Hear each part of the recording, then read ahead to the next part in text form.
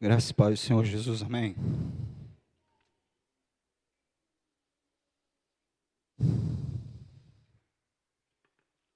Quero convidar você a curvar a tua cabeça, fechar os teus olhos. Vamos falar com o Senhor mais uma vez.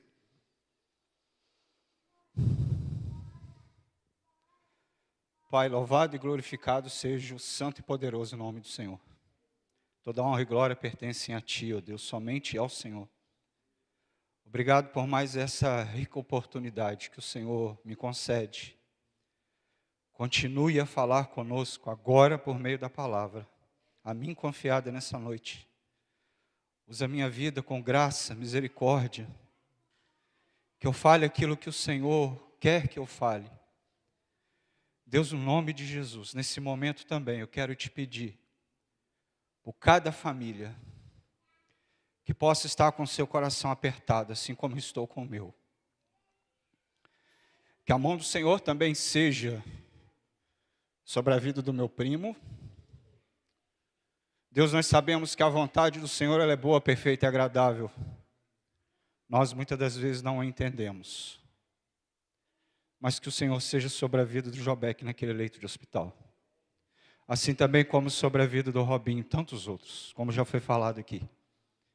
Pai, que o anjo do Senhor, que os anjos do Senhor se acampem ao redor deles. Usa a mão dos médicos. E como já foi dito aqui também, que onde a mão do homem não conseguir alcançar, que a mão do Senhor opere com providência. O nosso desejo, o desejo do nosso coração, o Senhor sabe qual é. O Senhor conhece, é que haja cura. Que o Senhor dê mais uma oportunidade para que voltem para a Tua presença ou para que Te conheçam e Te confessem em espírito e em verdade. Esta é a minha oração nesse momento, no nome de Jesus. Amém. Glória a Deus. Abra sua Bíblia, por favor, acesse o seu aplicativo, livro de Atos. Atos dos Apóstolos, capítulo 16, do 30 ao 32.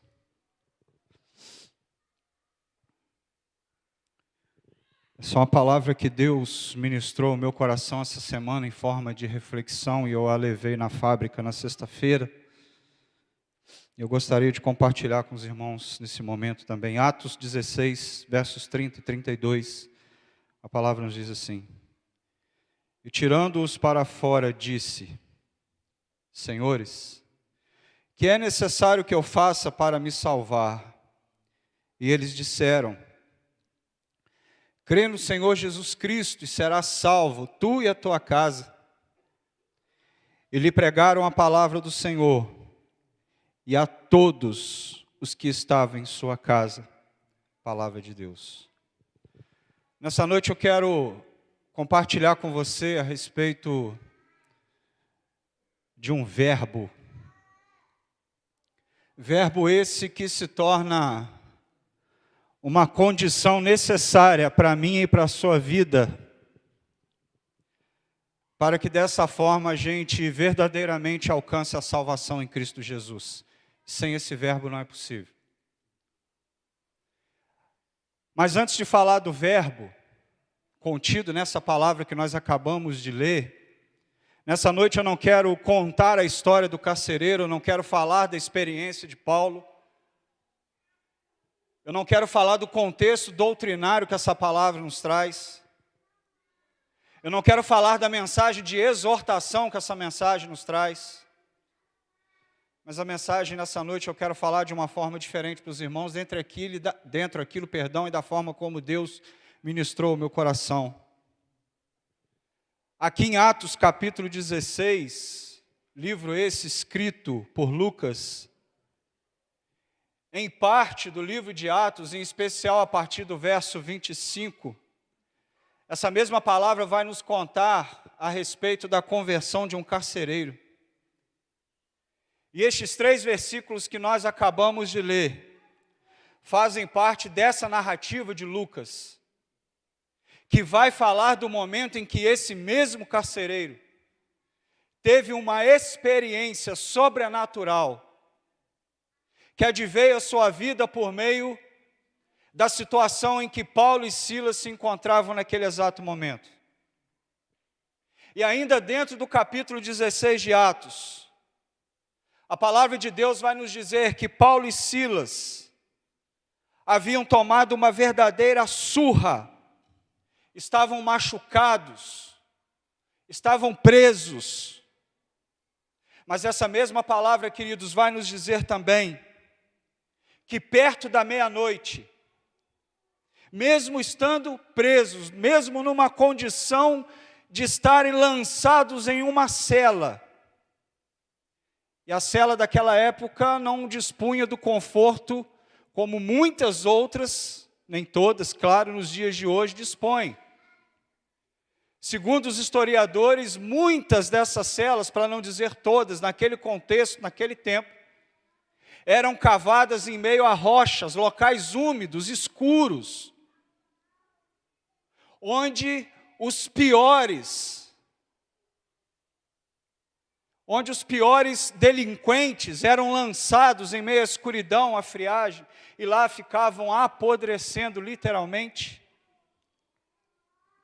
E essa mesma palavra diz que próximo à meia-noite, Paulo e Silas, estando nessa condição, machucados, lançados em um cárcere, o que eles fazem? Reclamam, murmuram da vida, não é isso?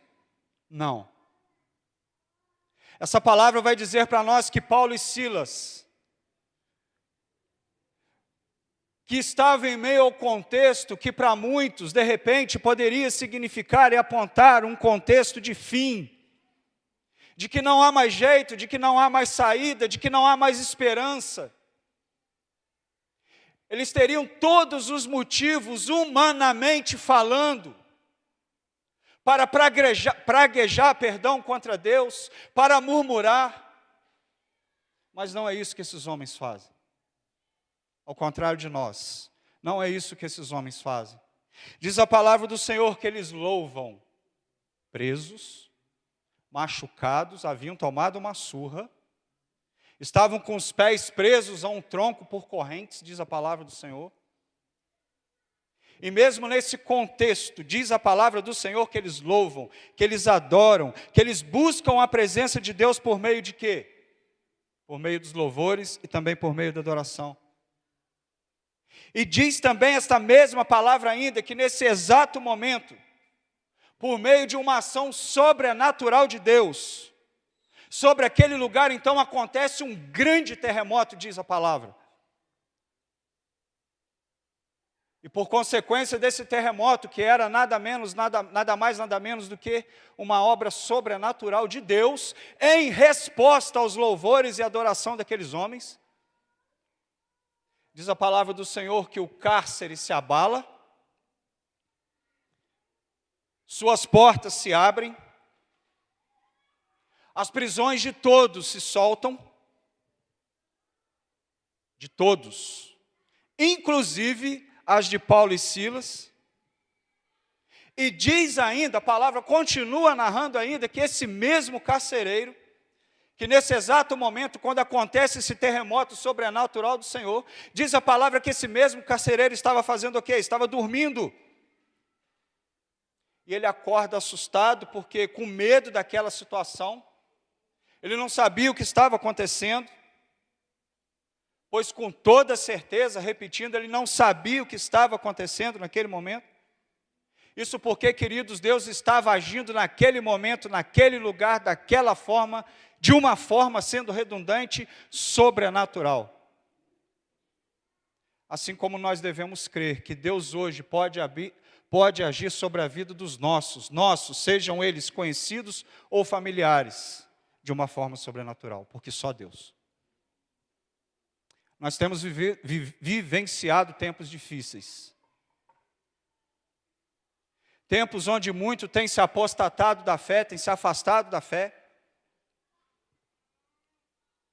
Tempo onde muitos têm negado a pessoa de Cristo.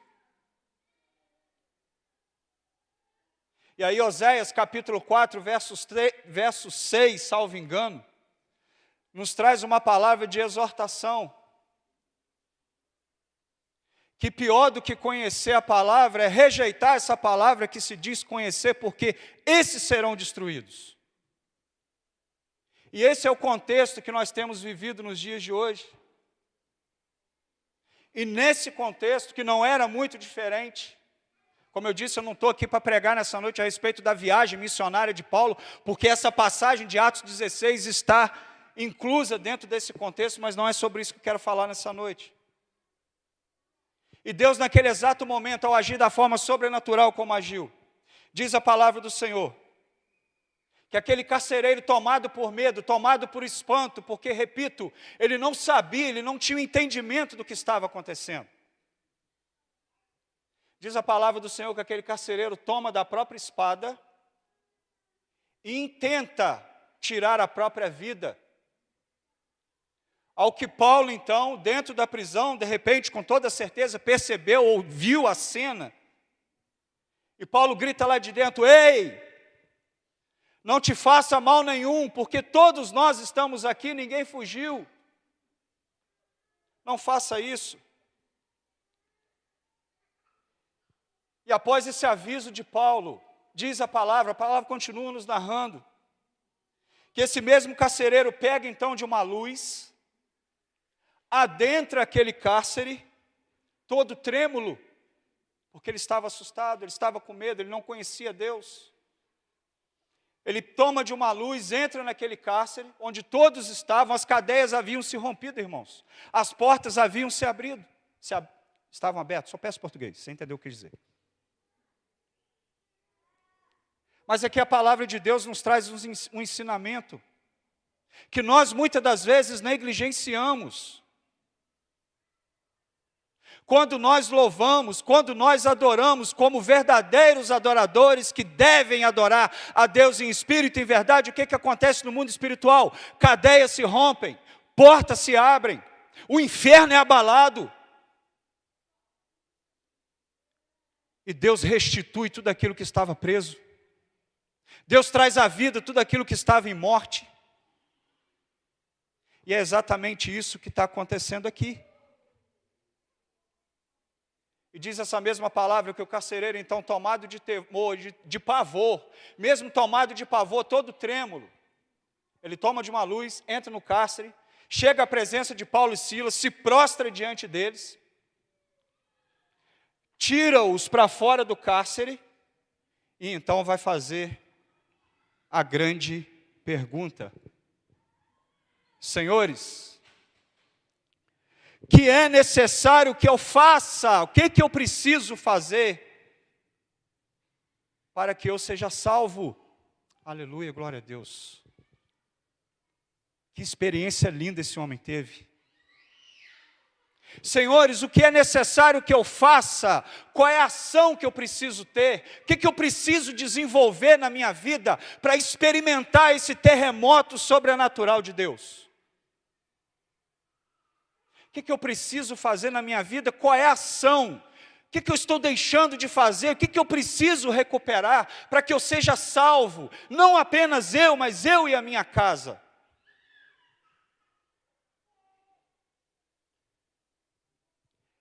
Esta pergunta do carcereiro, queridos, é uma pergunta dominadora nos tempos de hoje. É uma pergunta dominadora desta vida. Senhores, o que eu preciso fazer para salvar a minha alma? Senhor, o que eu preciso fazer para me salvar? Senhores, o que eu preciso fazer para encontrar a salvação? O que é necessário que eu faça para me salvar? Ou seja, que ação eu preciso ter? O que eu preciso fazer?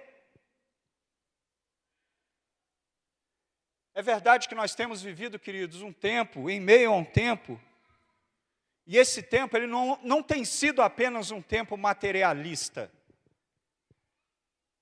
Esse tempo que nós temos vivido nele, ele não tem sido apenas um tempo consumista. Principalmente no meio, eu nem gosto muito dessa palavra, principalmente no meio gospel. Onde a palavra de Deus tem sido comercializada a preço de banana. Se bem que a banana está cara. Tudo subiu. Mas esse tempo, esse contexto, em meio a esse tempo que nós estamos vivendo, um tempo não apenas materialista, um tempo não apenas consumista, mas um tempo também, queridos, de tantas incertezas. O tempo que nós estamos vivendo, como diz o escritor aos Hebreus, o tempo que se chama hoje, tem sido um tempo de muitas incertezas, tem sido um tempo de medo. Tem sido um tempo de angústia. Tem sido um tempo de questionamento. Em nenhum outro período da história humana, queridos, o homem teve tanta necessidade de formular essa pergunta e de esperar receber uma resposta divina para essa mesma pergunta na presença de Deus. Que pergunta é essa? O que eu preciso fazer para me salvar? Essa foi a pergunta do carcereiro. Porém, irmãos, também nesse tempo que se chama hoje, existe uma palavra de ordem. No tempo que se chama hoje, existe uma palavra de ordem para todos nós nesse tempo. E esta palavra se apresenta aqui neste texto por meio de um verbo. E aqui agora eu falo que verbo é esse. É o verbo creia. Creia. É preciso crer. É preciso crer.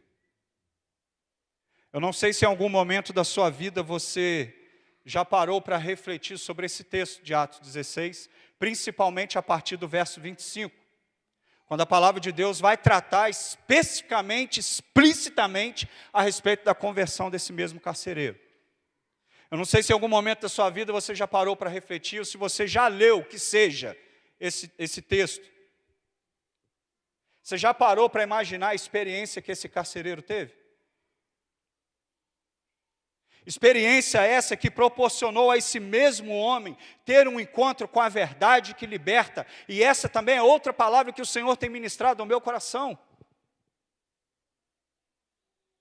João capítulo 8, verso 32. E conhecereis a verdade vos libertará. João capítulo 8, verso 36. Se o Filho verdadeiramente vos libertar, você será livre. Se o Filho, não tem outra pessoa, não tem outra condição. A liberdade em Deus vem apenas por meio da pessoa do Filho. Não existe outra opção. E aí, ao ler esse texto, eu fiquei tentando imaginar a respeito da experiência que esse homem teve. Experiência, como eu disse, que proporcionou esse carcereiro de ter um verdadeiro encontro com essa verdade que liberta. E detalhe, não apenas ele, o carcereiro, teve essa experiência. Mas essa experiência também esteve ao alcance de todos que estavam na sua casa, porque diz essa mesma palavra, que essa mesma palavra também foi pregada a todos os que estavam na sua casa. E aí é um erro, queridos. Tem gente que ao ler esse texto entende que quando o carcereiro faz essa pergunta, senhores, o que eu preciso para me salvar? Tem gente que acha, tem gente até que já pregou sobre isso. Isso é um erro. Tem gente que acha que essa pergunta do carcereiro remete ao medo que ele estava sentindo, por ele estar dormindo no momento que ele deveria estar vigilante. Porque se chegasse até os superiores daquela época, com certeza ele perderia a vida dele. Não se trata disso. É um erro a gente supor que esse carcereiro estivesse meramente perguntando, espera aí, como poderei escapar das consequências do que acaba de acontecer aqui? É um erro a gente imaginar que de repente a pergunta desse carcereiro também poderia ser, espera aí, como poderei conservar a minha reputação? Tem muita gente que está preocupado com cargo e com reputação, mas não está preocupado com a sua salvação. Rimou. E ele continua, como eu poderei conservar a minha reputação depois do que se sucedeu essa noite? A preocupação desse carcereiro não era nesse sentido. Pelo contrário, irmãos, um carcereiro naquela época, naquele contexto, na exata profissão dele, na essência da sua profissão, naquele tempo, naquele contexto, era um homem, na sua grande maioria das vezes, afeito à brutalidade e à violência. Eram pessoas, sim, que guardavam prisões, sim. Eram pessoas que tratavam as outras pessoas com brutalidade, com ignorância, com violência. Mas a preocupação daquele homem não foi essa, porque Deus permitiu, pela graça e misericórdia do Senhor, que aquele carcereiro tivesse uma experiência. Senhores, que é necessário que eu faça?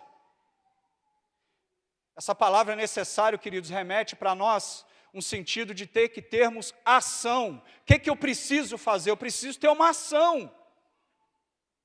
Eu preciso colocar em prática aquilo que eu digo, conhecer da palavra de Deus, não apenas da boca para fora, mas em prática, no cotidiano, ao começar dentro da minha própria casa.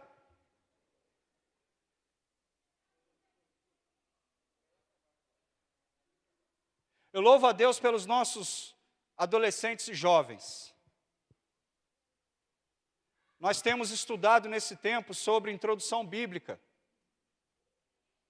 Porque existe uma carência muito grande, queridos, nos tempos de hoje, principalmente em meio à juventude, de se conhecer mais a Deus por meio da sua palavra, porque é por meio da palavra de Deus, palavra essa que é rema, revelada ao homem. Aqui está a revelação de Deus para nós.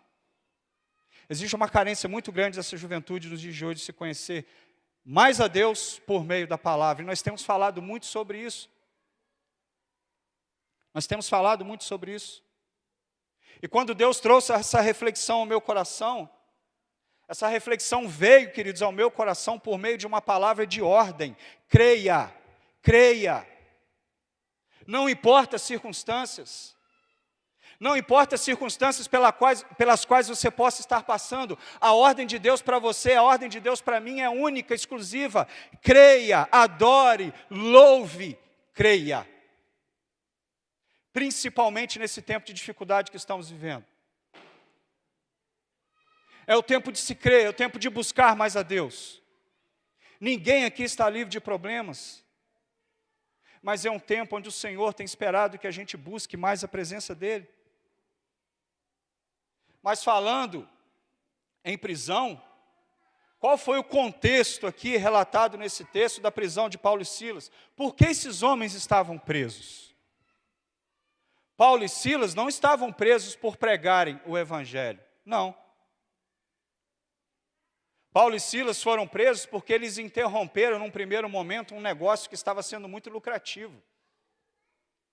Se você voltar um pouquinho ainda dentro do capítulo 16 de Atos, mas se você voltar alguns versículos, você vai perceber aqui a partir do verso 16, que quando Paulo estava a caminho, no momento de oração, diz a palavra, sai ao encontro de Paulo uma jovem, que tinha com ela um espírito de adivinhação. E esse espírito de adivinhação que agia por meio daquela jovem, dava muito lucro a outras pessoas que estavam exercendo um poderio sobre a vida dessa mesma jovem. E naquele tempo, naquele contexto, as sacerdotisas daquela época, principalmente sacerdotisas que participavam, dos templos dos deuses Apolos e Delfos daquela época, eram chamadas de pitonisas. E o texto aí, dependendo da sua versão bíblica, a minha é João Ferreira de Almeida, Revista e Corrigida. Dependendo da versão bíblica, o texto faz menção a esse título, pitonisa. Ou seja, trocando em miúdos, era uma pessoa que lidava com a prática da adivinhação. Era uma pessoa possessa por demônios. E o que Paulo faz? Paulo repreende o espírito maligno que estava sobre a vida dessa jovem. E assim como um demônio reconheceu Jesus como sendo o santo de Deus, está lá em Marcos capítulo 1, verso 24, esse mesmo demônio reconheceu o poder divino que estava na pessoa de Paulo e na pessoa daqueles que acompanhavam Paulo. E diz essa palavra que nesse momento Paulo então expulsa o demônio. E isso acaba gerando ira no coração daquelas pessoas que lucravam com isso. E o que eles fazem? Eles tomam Paulo e Silas, faz com que eles venham a ser presos, e sendo presos são açoitados. E aí a gente entra nos 3 versículos que a gente leu no início. E sobre essa palavra, queridos, ministrada, existe uma palavra de ordem que vem por meio de um verbo. E esse verbo está sobre as nossas vidas, e esse verbo é o verbo crer. Creia. Independente da circunstância que você possa estar vivendo, creia. Por mais difícil que seja, creia. Mas também não basta apenas dizer que crê, nós precisamos buscar. Como? por meio de louvores, por meio da adoração a Deus, no seu momento da sua intimidade com o Senhor. E é sobre este verbo, o verbo crer, verbo esse que também se apresenta como sendo uma condição de Deus sobre a vida de um homem, para que esse mesmo homem viva uma experiência com Deus como aquele carcereiro viveu. Não à toa que ao fazer a pergunta para Paulo e Silas, senhores, o que eu preciso fazer? Qual é a resposta? Se creres e for batizado no nome de Jesus, você e a sua família será salvo. Essa é a condição é crer. Mas para que pessoas hoje venham a crer, se faz necessário que existam outras que preguem dessa verdade que liberta. Mas não basta ter alguém que prega da verdade que liberta. Se faz necessário também que os ouvintes dessa mensagem estejam com seus corações abertos, receptivos a essa mesma verdade que liberta. Porque senão não vai adiantar de nada. E aí esse texto vai nos ensinar que independente das circunstâncias que possamos estar passando, independente talvez do deserto pelo qual você possa estar caminhando, e detalhe, eu nunca entendi deserto como sendo o fim. Deserto é uma escola. Agora, existem aqueles que gostam de repetir de ano. Que uma vez tendo a experiência, a oportunidade de aprender, insistem em viver nas suas práticas de erro. E aí vão ficar repetindo de ano. Eu já repeti de ano, eu sei como é que é a experiência. E essa palavra vem nos trazer esse ensinamento. Então, queridos, não importa, eu não sei qual é o seu estado hoje, porém não importa também qual seja o seu estado hoje. Não importa a maneira pela qual você se encontra hoje. Volte-se para a palavra de Deus. Volte-se para a palavra do Senhor. A minha oração, queridos, pelas madrugadas, pela vida do meu primo, que é um cara que cresceu comigo praticamente, a minha oração é para que Deus dê mais uma oportunidade a ele. Para que por meio dessa oportunidade, Deus se manifeste na vida dele, e dessa forma venha se manifestar também de forma poderosa em meio à minha família. Em meio daqueles e daquelas que ainda não conhecem a verdade que liberta, que não conheceram a verdade que liberta. Verdade essa que um dia eu conheci e que me libertou para a honra e glória do Senhor.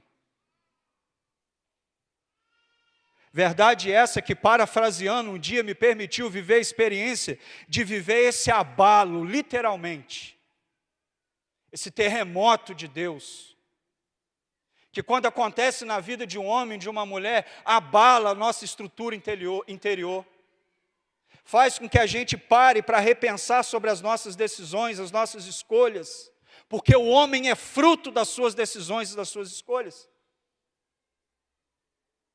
Existe uma frase mundana, e ela é verdade, ela é verdadeira,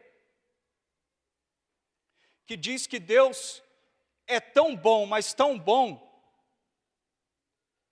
que Ele permite você plantar o que você quiser plantar. Mas Deus é tão justo, que você só vai colher aquilo que você plantou. O que nós temos plantado hoje? E a minha oração para o Senhor, não apenas para o meu primo, mas para tantas outras pessoas, é para que haja cura, para que haja renovo, para que haja restauração. Para que as pessoas tenham mais uma oportunidade de se voltar para a palavra de Deus.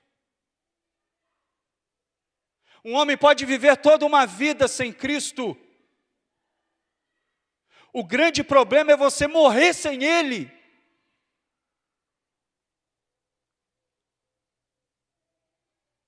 Semanas antes do meu pai morrer, eu falei isso no leito de cama dele no hospital. Falei, pai, não tenho medo que o Senhor morra. O meu medo é que o Senhor morra sem conhecer a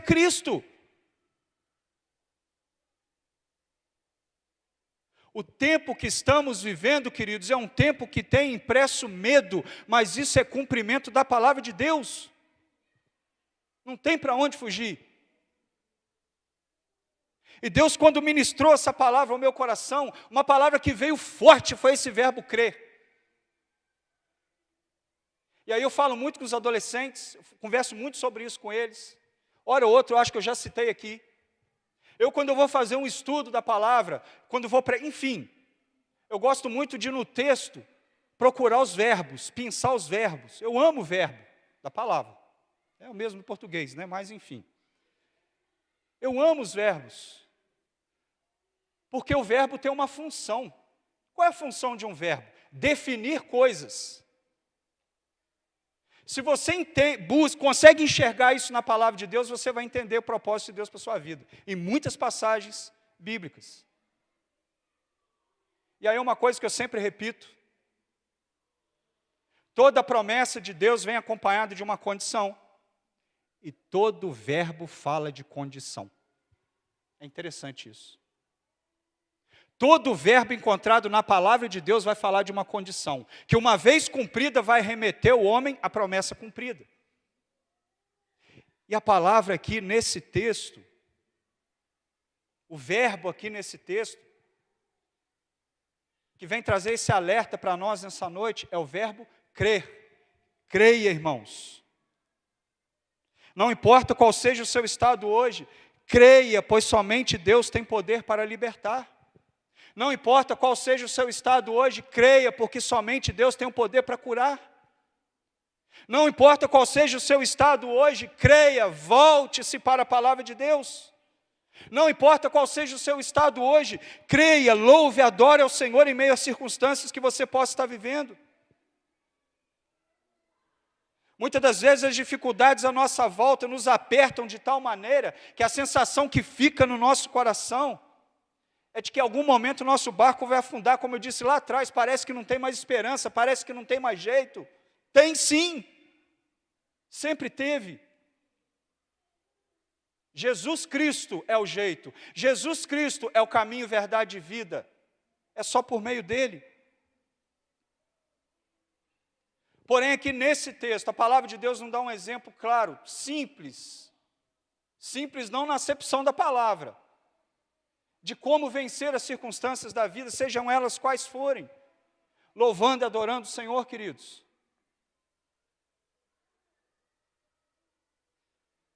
Não se deixe vencer pelas circunstâncias. Paulo e Silas são exemplos claros na palavra de Deus, homens que não se deixaram vencer pelas circunstâncias. Essa palavra nos ensina, caminhando para encerrar, que quando tomamos essas atitudes, que atitudes? Atitude de crer, atitude de buscar, atitude de louvar, de adorar o Senhor, cadeias se rompem. Quando nós tomamos essas atitudes sobre as nossas vidas, portas se abrem. Seja em que área, em que nível for, as portas vão se abrir. Quando tomamos essas atitudes, como eu disse também, o inferno é abalado. Corações são alcançados e a graça do Senhor se manifesta trazendo o quê? Salvação. A quem? Aquele que crê.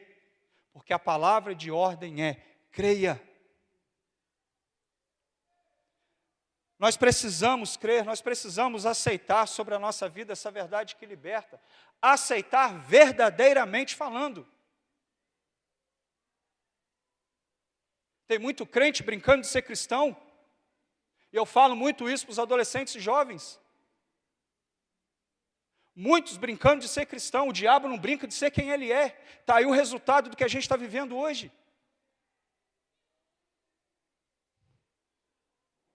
E por que eu preciso crer? Porque para se alcançar a salvação em Cristo, crer é uma condição necessária para isso. Não existem atalhos, não existem outros caminhos. É uma condição que a gente precisa ter sobre a nossa vida. Em outras palavras, queridos,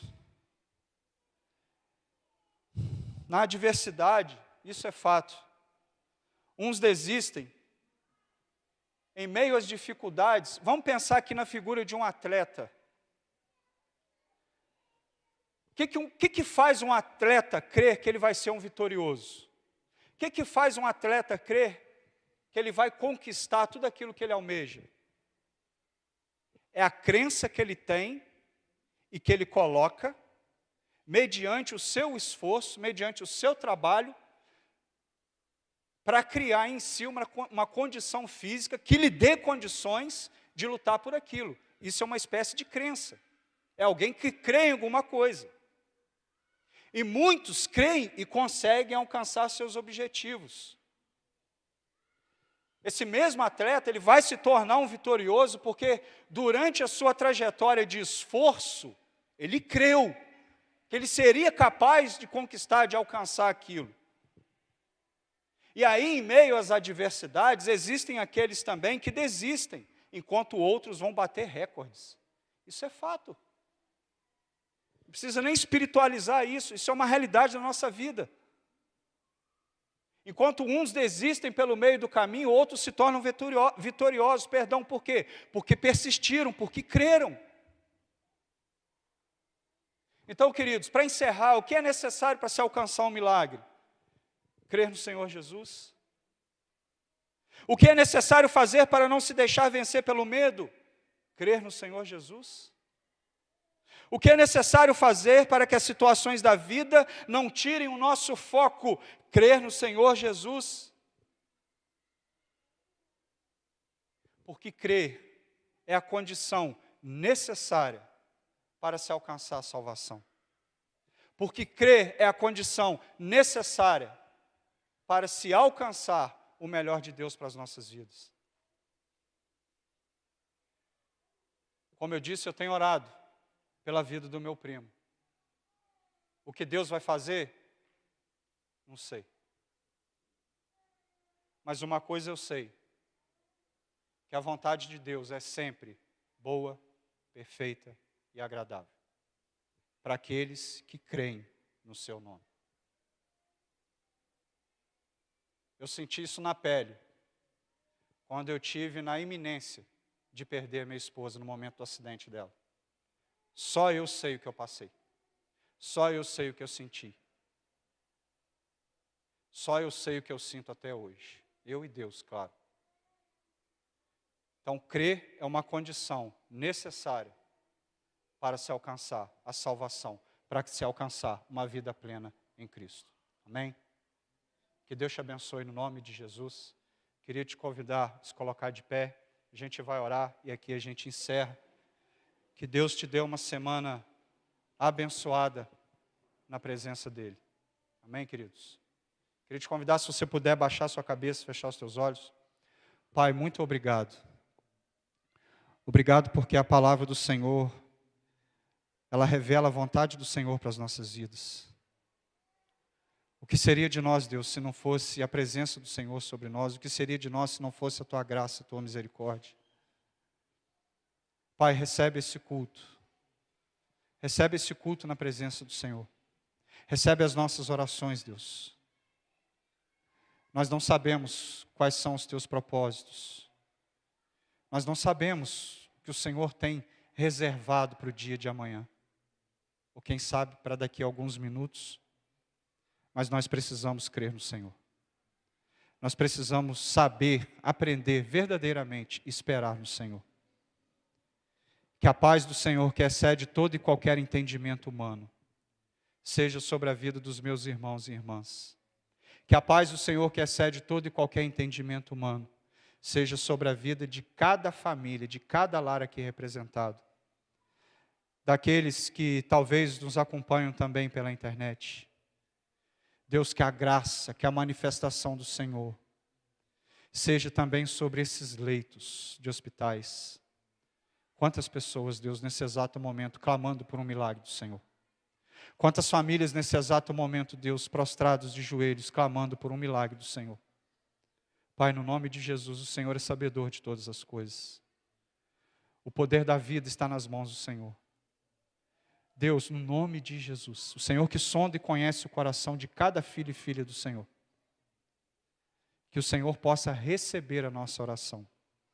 Contudo, nós sabemos que a vontade do Senhor é que irá prevalecer. Fique conosco ao longo dessa noite. Nos dê uma semana abençoada na presença do Senhor. E que a graça, que a misericórdia do Senhor continue a se manifestar sobre nós. Assim eu te louvo e desde já te agradeço por tudo. No nome de Jesus. Amém. Glória a Deus. Que Deus te abençoe no nome de Jesus.